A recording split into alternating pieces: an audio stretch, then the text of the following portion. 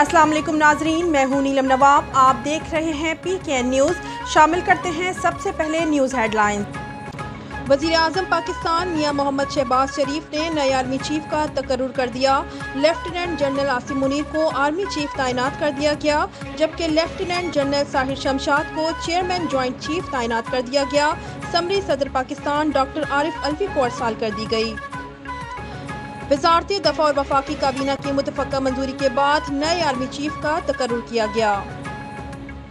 Army chief کا فیصلہ آئین اور قانون کے مطابق کیا گیا۔ اس میں عمران خان یا صدر کوئی رکاوٹ ڈالیں گے تو نقصان عمران خان کو ہوگا، خواجہ محمد آصف۔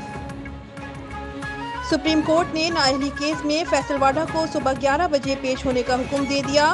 2 آپشن دے دیے، پہلے اپنی غلطی مان لیں یا امریکی شہریت چھوڑنے کا ثبوت دے دیں۔ سپریم کورٹ میں توہین عدالت کیس میں عمران خان کے خلاف وزارت دفاع نے ثبوت جمع کروا دیے۔ PSL 8 کا کھلاڑیوں کی نیلامی ڈرافٹنگ 15 دسمبر کو ہوگی۔ انگلینڈ کی کرکٹ ٹیم 27 نومبر کو ٹیسٹ سیریز کھیلنے کے لیے پاکستان پہنچے گی۔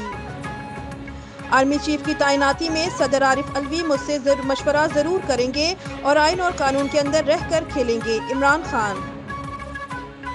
وزیر اعظم میاں محمد شہباز شریف نے تمام اتحادی جماعتوں کو آرمی چیف کی تعیناتی پر اعتماد میں لیا، سب نے ان کے فیصلے پر اعتماد کا اظہار کیا۔